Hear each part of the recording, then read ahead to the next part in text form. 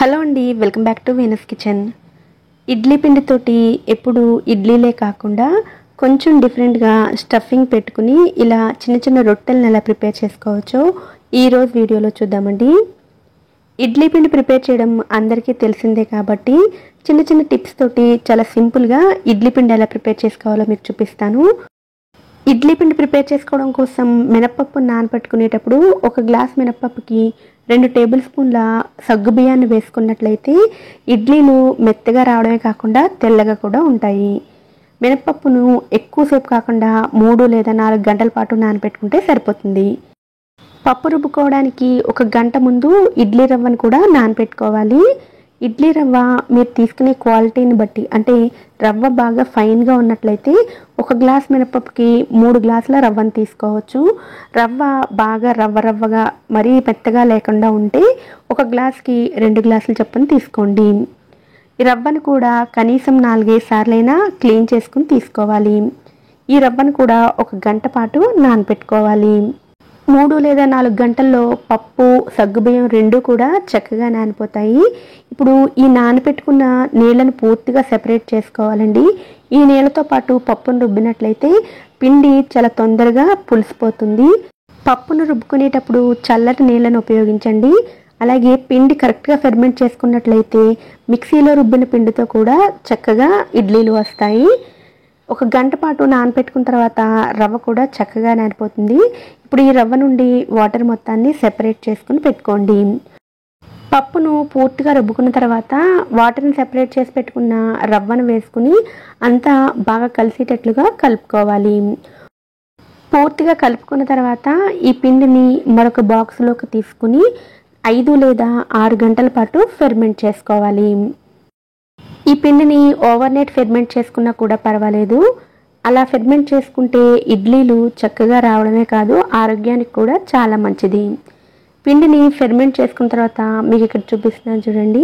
ఇలా ఫెర్మెంట్ చేసుకున్న ఈ పిండిని ఒక్కసారి కలుపుకొని మీరు ఎంత పిండిని అయితే ఉపయోగించుకోవాలనుకుంటున్నారో ఆ పిండిని వేరొక బాక్స్లోకి తీసుకుని మిగిలిన పిండిని ఫ్రిడ్జ్లో స్టోర్ చేసుకుని 2-3 రోజుల వరకు ఉపయోగించుకోవచ్చు.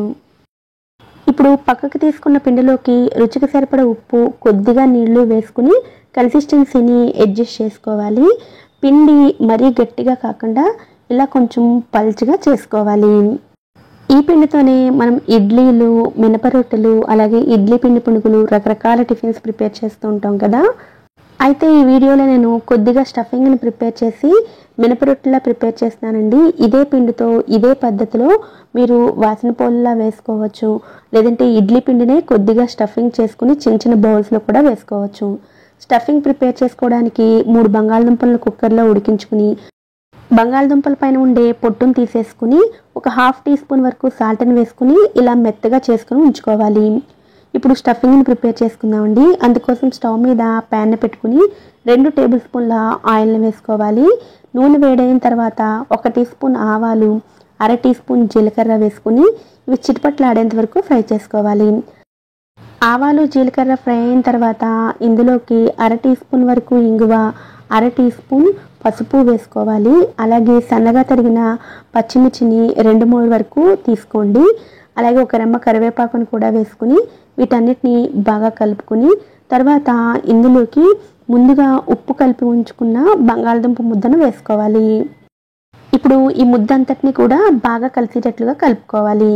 మీరు మసాలా స్టఫింగ్ని ప్రిపేర్ చేయాలి అనుకుంటే ఉల్లిపాయ ముక్కలను, అల్లం వెల్లుల్లి పేస్ట్, గరం మసాలా వేసుకుని కూడా చేసుకోవచ్చు. మొత్తం అంతా బాగా కలుపుకున్న తర్వాత సన్నగా తరిగిన కొత్తిమీరను వేసుకుని బాగా కలుపుకోవాలి. అసలు తడి అనేది లేకుండా ముద్దంతా కూడా బాగా దగ్గరగా అయ్యేటట్లు చూసుకుని స్టవ్ ఆఫ్ చేసుకోవాలి. ఇప్పుడు రొట్టెలను ప్రిపేర్ చేసుకోవడం కోసం స్టవ్ మీద చిన్న కడాయిని పెట్టుకుని అందులోకి 1 టీ స్పూన్ వరకు నూనెను వేసుకుని స్ప్రెడ్ చేసుకోవాలి.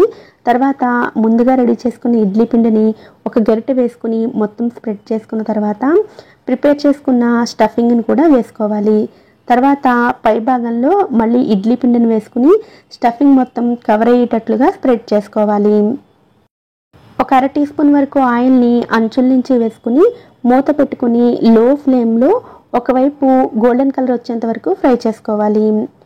ఇలా ఒకవైపు ఫ్రై అయిన తర్వాత ఈ రొట్టెను బయటకు తీసుకుని రెండో వైపు కూడా ఆయిల్ వేసుకోవడం కోసం కడాయిలోకి మరొక 1/2 టీ స్పూన్ వరకు నూనెను వేసుకుని స్టఫ్ చేసిన ఈ రొట్టెను రెండో వైపు కూడా ఫ్రై చేసుకుని తీసుకోవాలి.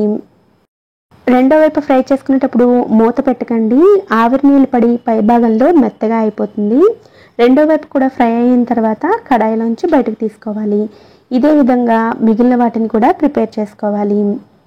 ఎప్పుడు చేసే టిఫిన్లు బోర్ కొట్టినప్పుడు ఇలా చిన్న చిన్న మార్పులతోటి చేసినట్లయితే తినేటప్పుడు కూడా ఇంట్రెస్టింగ్గా అనిపిస్తుంది.